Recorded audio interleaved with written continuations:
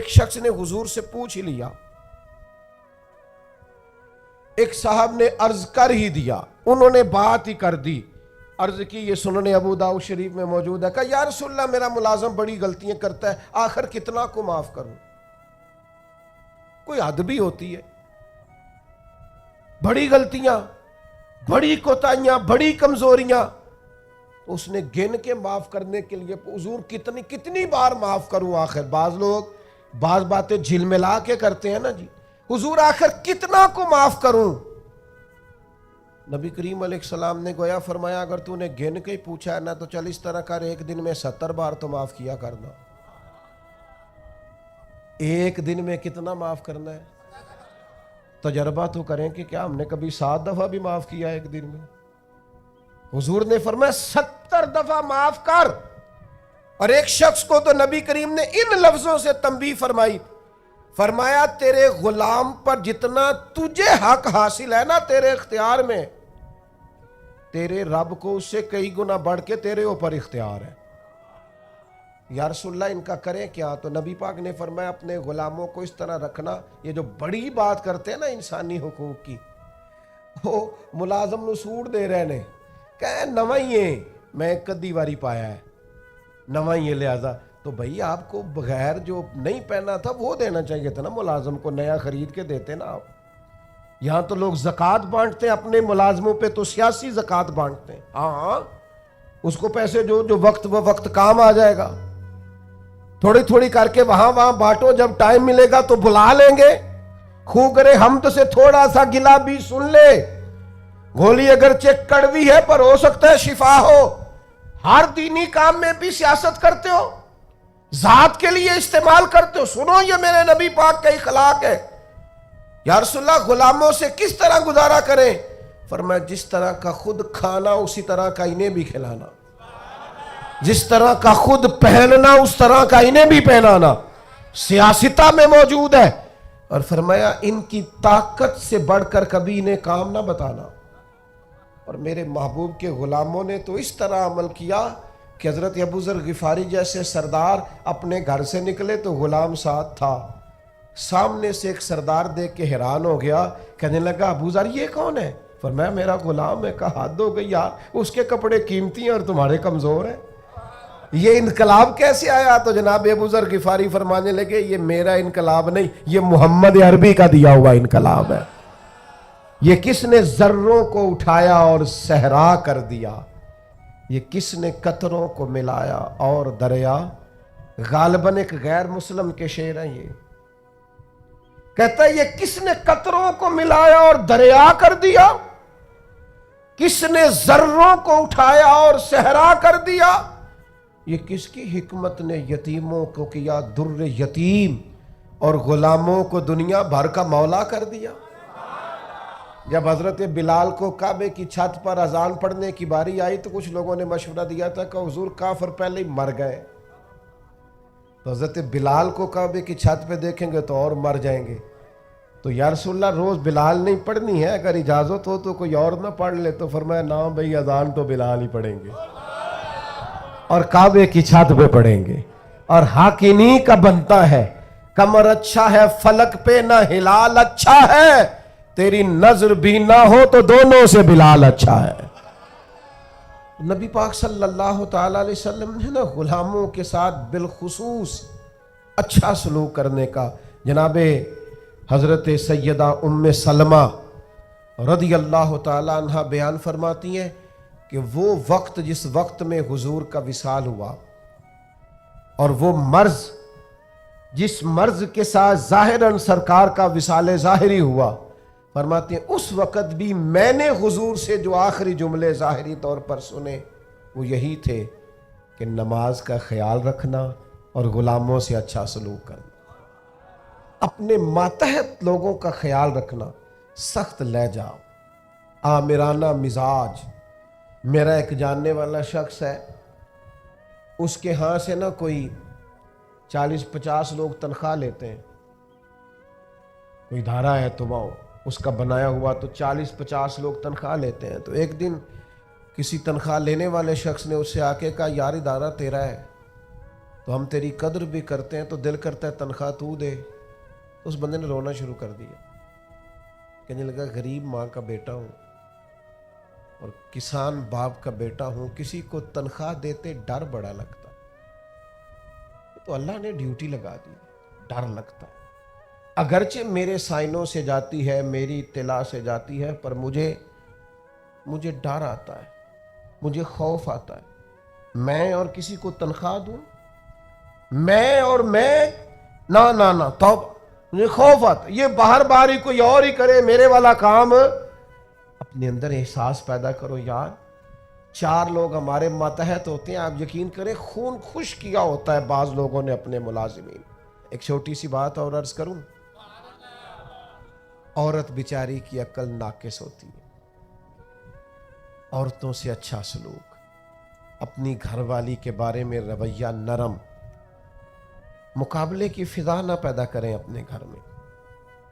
نبی پاک علیہ السلام نے ناز برداری فرمائی ہے ازواج مطہرات. حضور کا سلوک کریمانہ رہا ہے, محبوب کی شفقت رہی ہے, سخت ترین لہجہ اور رعونت والا مزاج اپنی گھر والی کے حق میں. یہ بھی انداز نبی پاک علیہ السلام کا دیا ہوا نہیں ہے.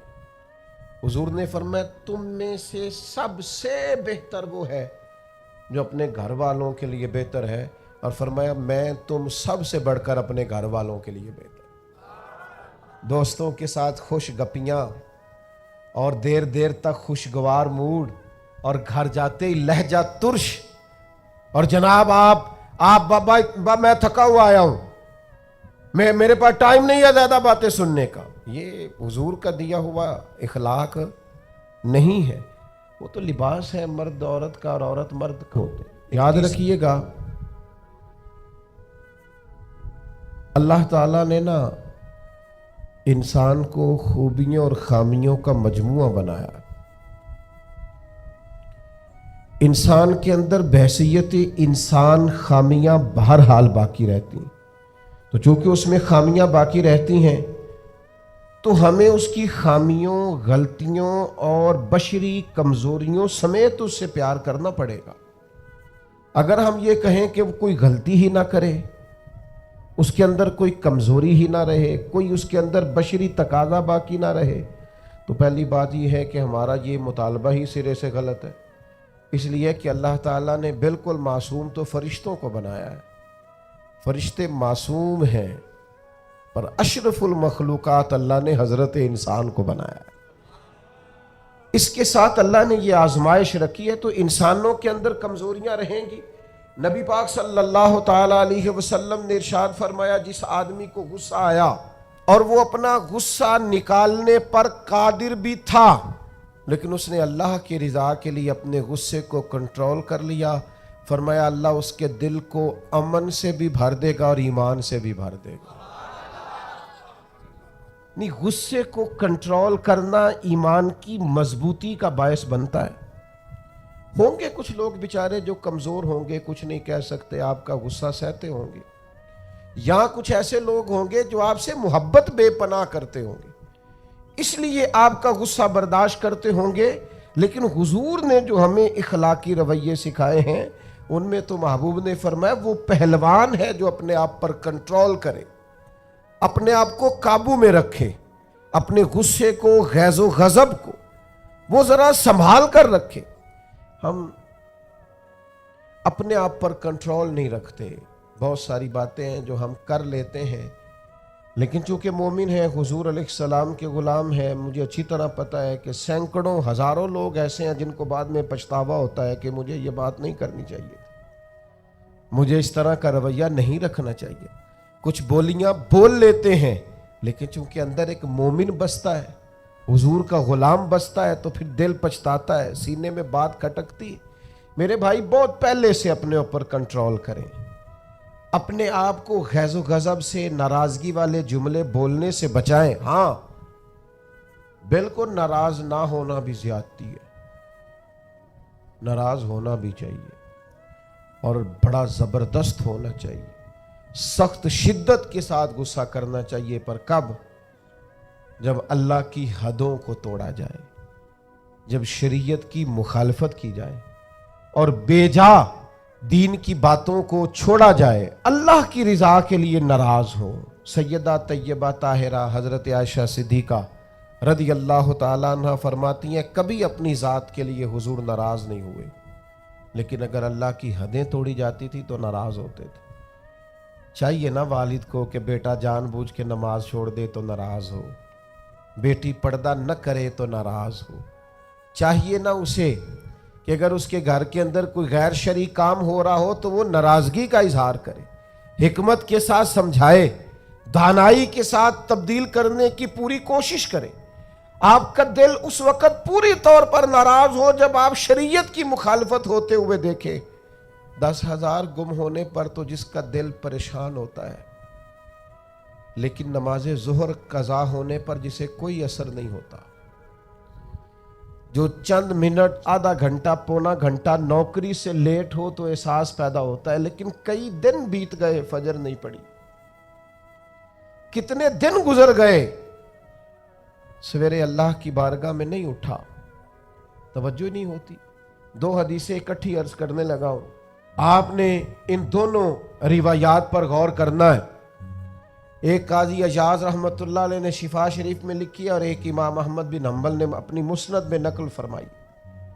صحابہ فرماتے غزوہ احد کے موقع پر ہم نے نبی پاک علیہ السلام کے رخ زیبا پر خون بہتا ہوا دیکھا، کفار نے سنگ باری کی، تکلیف دی حضور کو، مقدس رخساروں پر خون بہا۔ ہم نے عرض کی یا رسول اللہ دعا کرے نا یہ برباد ہو جائے۔ نبی پاک علیہ السلام نے فرمایا مجھے لان تان کرنے والا نہیں بنا کے بھیجا گیا، مجھے رحمت بنا کے بھیجا گیا۔ اور نبی کریم نے دعا فرمائی یا اللہ انہیں ہدایت عطا فرما۔ اس موقع پر جب حضور کو ذاتی طور پر تکلیف دی گئی ہے، مقدس چہرہ نور پر خون بہ رہا ہے اور صحابہ کے کلیجے پھٹ رہے ہیں، اور احد کے میدان میں حضور کا وہ رنگین چہرہ خون سے بھرا ہوا دیکھ کر طبیعتیں مچل رہی، تڑپ کے عرض کی حضور کریں دعا یہ تباہ ہو جائیں۔ فرمایا نہ بھائی، وہ لان تان کرنے والا نہیں، مجھے تو رحمت بنا کے بھیجا گیا۔ لیکن میرے عزیزو، غزوہ خندق کے موقع پر جب دشمنوں سے دفاع کرتے وقت نماز عصر مسلمانوں کی قضا ہوئی تو حضور نے ہاتھ اٹھا کے عرض کیا، کہا اے اللہ ان کے پیٹ آگ سے بھر دے جنہوں نے ہماری نماز عصر لیٹ کی، ہماری نماز لیٹ کر دی، صلاۃ وسطیٰ لیٹ کر دی۔ ہمیں تیرے حضور جھکنا تھا، ہمیں وہ نماز پڑھنی تھی جو بڑی قیمتی ہے، نماز عصر انہوں نے ہماری نماز لیٹ کر دی، ان کے پیٹ آگ سے بھر دے۔ حضور کا سارا چہرہ لہو سے بھرا ہے، پر ذات کے لیے دعا نہیں کی کہ یہ تباہ ہو جائیں، پر ایک نماز لیٹ ہو گئی۔